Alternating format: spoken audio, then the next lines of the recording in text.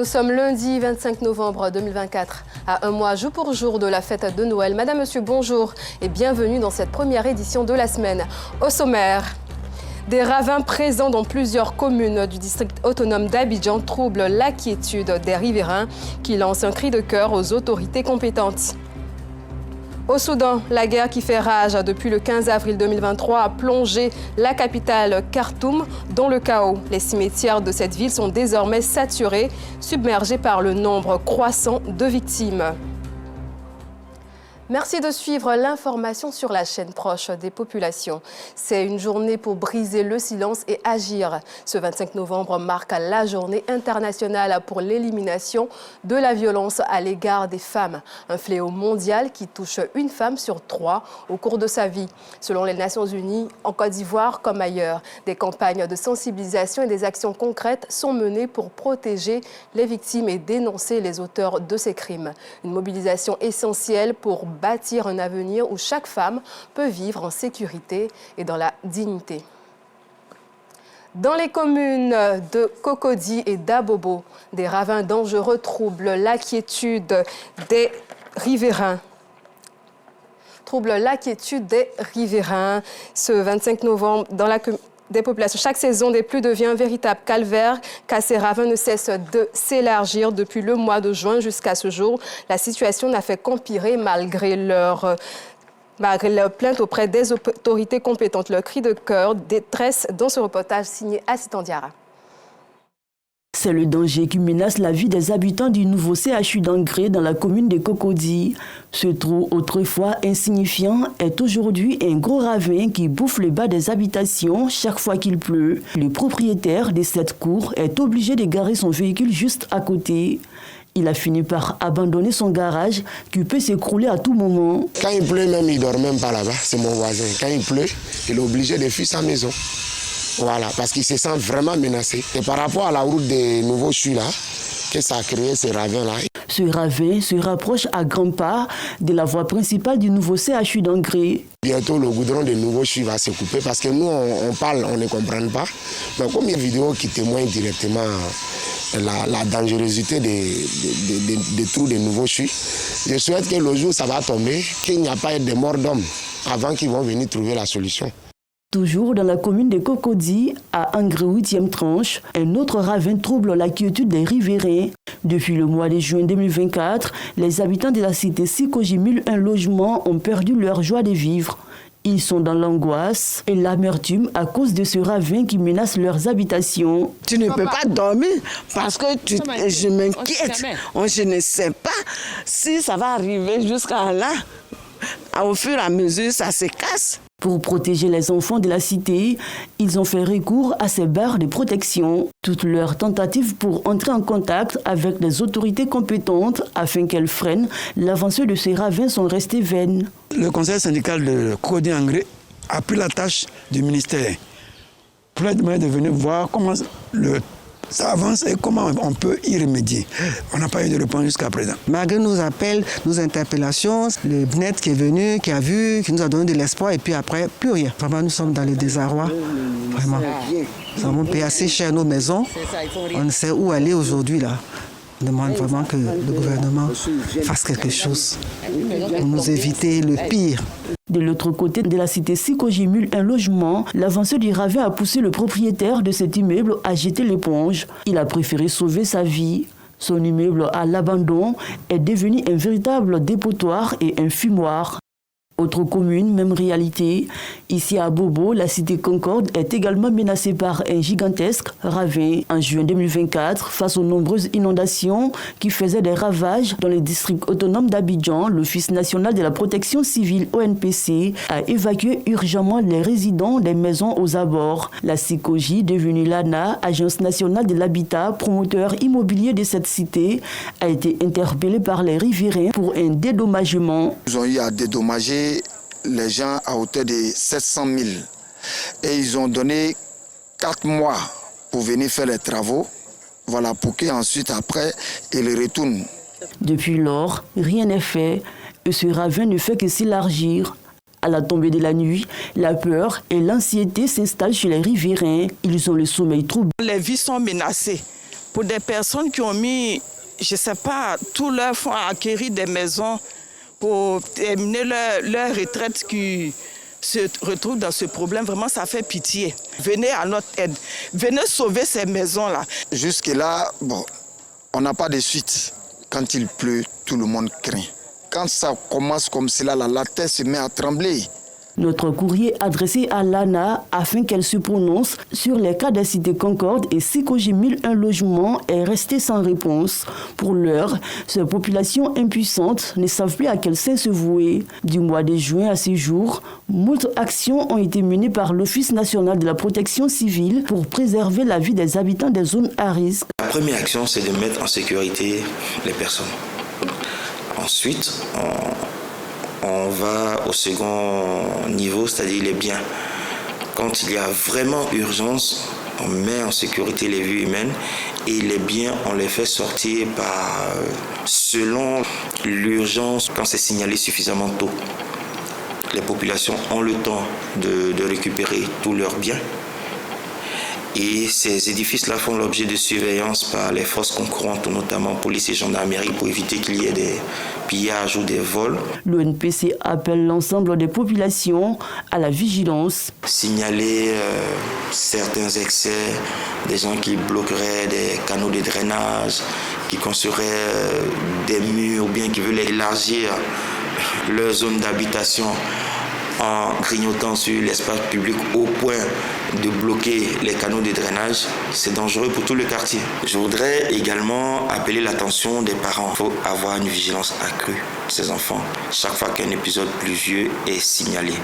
Voilà, pour éviter des pertes d'enfants, pour éviter que les eaux d'une certaine force puissent entraîner ces enfants-là qui ne demandent qu'à jouer. Les résidents du nouveau CHU d'Angré et de la cité Sikoji 1001 logements à Cocody, comme ceux de la cité Concorde dans la commune d'Abobo, espèrent une solution rapide pour éviter des pertes en vies humaines et des dégâts matériels. Nous espérons qu'une solution rapide soit trouvée à leur détresse.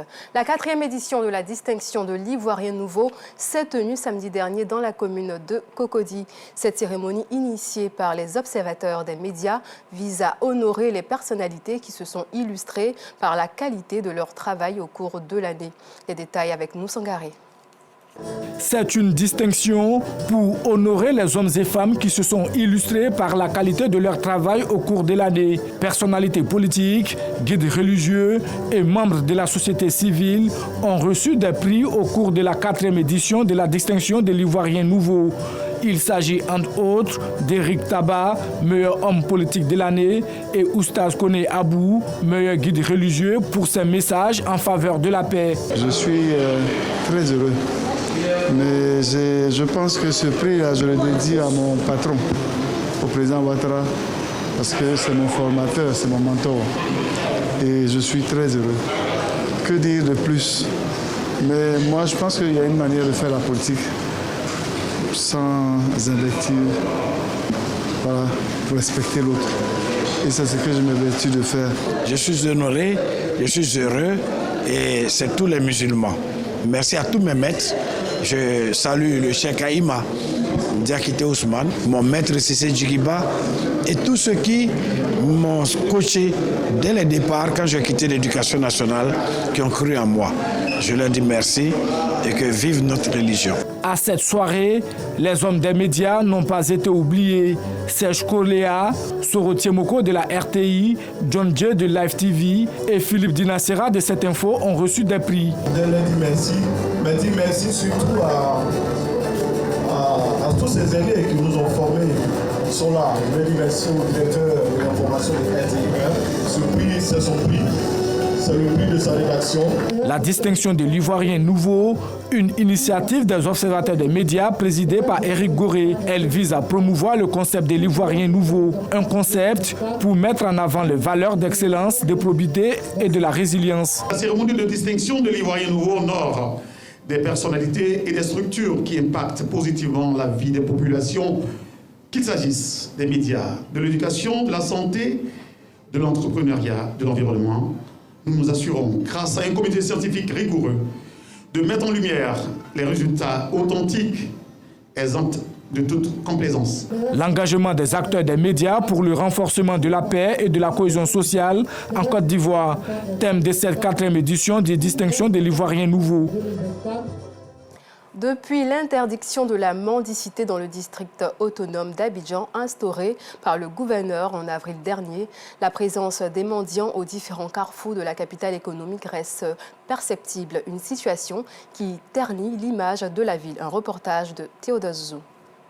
Dans le cadre de la lutte contre le désordre urbain, le gouverneur a interdit la mendicité sous toutes ses formes sur toute l'étendue du territoire d'Abidjan depuis le mois d'avril dernier. Une interdiction qui n'est pas respectée au quartier Gotham dans la commune d'Abobo. Les mendiants continuent de s'installer à ce carrefour. À la vue de notre caméra, ces femmes prennent leurs jambes à leur cou. Je suis seule, donc c'est dans la mendicité que je subviens à mes besoins. Je peux avoir 25 000 francs par jour avec les vivres et les non-vivres. Tant que musulman, tu ne dois pas te mettre là, demander à chaque fois. Tu vas aller travailler, tu vas aller faire quelque chose. Quand ils ont interdit, moi j'étais content franchement de ne pas avoir les mendiants partout, traîner au bord des routes et puis dans les mosquées. C'était bien au début, mais on constate qu'ils auraient commencé à se mettre partout. À quelques kilomètres de là, aux 2 plateaux, commune de Cocody, à ce carrefour, des mendiants y sont installés. Tous muets face à notre micro.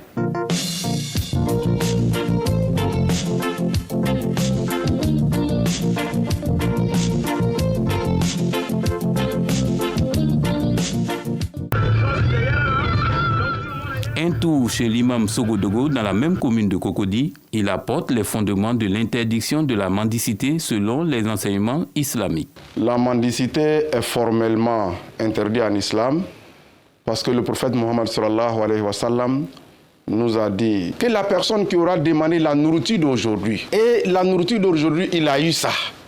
Et il est resté dans ça, il a demandé encore la nourriture de demain. Que cette personne-là, s'il meurt cette nuit, qu'il va partir en enfer. Parce qu'il aura demandé la nourriture de 2 jours.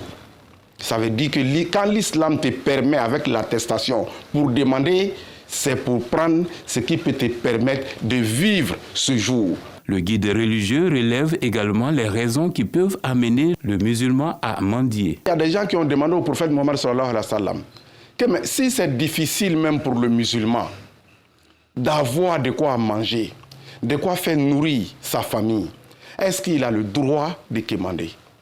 Et que le prophète, répondant ainsi, il dit à ses compagnons-là qu'il faut avoir 3 témoins, des personnes honorifiques parmi les musulmans, pour attester que celui-là, c'est vraiment une nécessité, avant que l'islam accepte pour que la personne aille quémander. La mendicité est interdite, mais les mendiants, eux, exercent en toute impunité dans le district d'Abidjan. La répression pourrait mettre fin à ce phénomène et donner une image reluisante à la ville d'Abidjan. Comme annoncé dans les titres, depuis le 15 avril 2023, Khartoum, capitale du Soudan, demeure le théâtre principal des affrontements entre les forces armées soudanaises dirigées par le général Bourhan et les paramilitaires des forces de soutien rapide au général Hemeti.